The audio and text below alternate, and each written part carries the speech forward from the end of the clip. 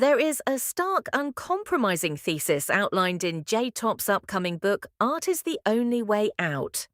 The artistic life is the only honest orientation that does not require us to lie to ourselves in a world that has lost its gods. For centuries, human existence was organized around cosmic structures that told us exactly why our suffering mattered, what our lives were for, and where we were going. Now that those structures are gone, the modern human has turned to the spiritual self-help industry as a replacement. We scramble after substitutes, wellness optimizations, political movements, career achievements, or the fantasy of finding the perfect person or the perfect method, lineage, or teacher to save us. But these substitutes fail structurally because they are built on a project of subtraction. They promise to reduce, manage, or eliminate the parts of life that are hard. Wellness promises a body where suffering is optimized away. Therapy promises a self where all our traumas are processed. Religion promises an afterlife where we are forgiven and redeemed. True psychic development, or you could say the development of the self, requires an entirely different orientation. It is not a project of subtraction, it is an art form, and the making is the meaning. Transfiguring the raw material clairvoyance does not operate by subtracting the tragic nature of reality. It does not offer a cosmic bypass to hide from the difficult elements of the human experience. Instead, it looks directly at the formless, chaotic raw material of your existence.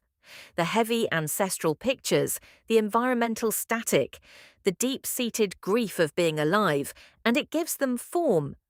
By utilizing energy tools to look at a painful mental image picture and hold it neutrally in a shape you can contemplate, see clearly, and find your space with, the unbearable becomes bearable. You stop fighting the current of existence. Like the ancient Greeks, you learn to look at a universe that does not rotate around your ego with your eyes wide open, transfiguring your suffering through the alchemy of form, understanding, and grace, rather than attempting to just wipe it away. This completely flips the script on how we approach meaning. The self-help industry treats meaning like a hidden treasure waiting to be discovered through the next productivity system, the next workshop, or an expensive altered state. Seeking always presupposes that meaning is already out there, complete without you. What if the very thing you were seeking already existed inside of you? What if all you need is a safe, structured, and guided space to look within? In a tools-based energy practice, you realize that meaning is not found, it is generated. The deliberate, conscious act of sitting in your own energy, grounding your first chakra, and clearing foreign clutter out of your space is a fundamentally creative act. You are giving form to formless material. You are giving name to the nameless energies enmeshed inside of you. You are becoming conscious to the alchemy of experience in the world. Where there was an empty, reactive void, now there is a self-referencing presence. The making is the meaning. Forging the self from the wound, to step into this level of mastery, we must shatter the core myth of modern essentialist spirituality. The idea that there is a pristine, perfect, true self sitting under a rock waiting to be uncovered. There is no default true self hiding under a rock. There is only the raw material you have been handed, a physical body, a distinct temperament, a messy personal history, and a porous unconscious filled with a bunch of unconscious programming. Before you can really read, heal, or guide anyone else, you must first learn to sit with yourself and discover who you really are. The self is not a hidden treasure to be found. It is something forged through sustained, conscious work over a lifetime. All persons are both artist and mystic because all are called to be in touch with the true self, the deep experience that is theirs, and to utter images from that silent space. Matthew Fox, this is the path of true individuation. It requires an inverted will, taking the same intense drive that once tried to manipulate and control the outside events, and turning it entirely inward. It demands a necessary descent into the dark night of your own shadow and unexamined energy pictures to bring the unconscious figures running your life into the light. The cover painting of Art is the Only Way Out features a distinct red drip that represents the wound. In your energy system, the wound is not a structural defect you need to optimize away. The wound is the crack through which the channel opens and you expand capacity beyond what is inherent or given to you. It is the exact location where your forged self meets amor fati, the choice to not merely bear your life, but to love it completely. Weekly reading exercise, the alchemical forge.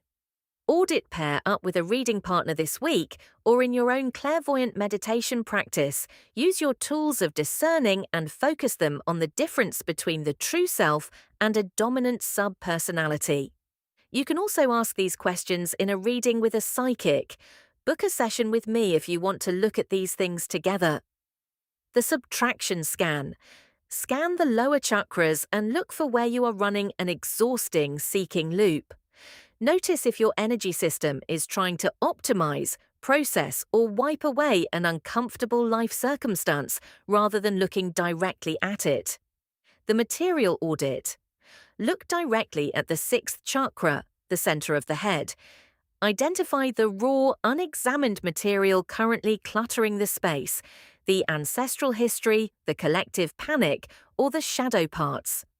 Notice how these unconscious figures are trying to run your life from underneath. Locating the crack. Trace your main energy channels and locate the signature of the primary wound or crack in your space. Differentiate between a repetitive trauma loop and the open alchemical channel through which your unique capacity arrives. Healing. Focus. Give a clean healing on the line of separation and the seat of awareness.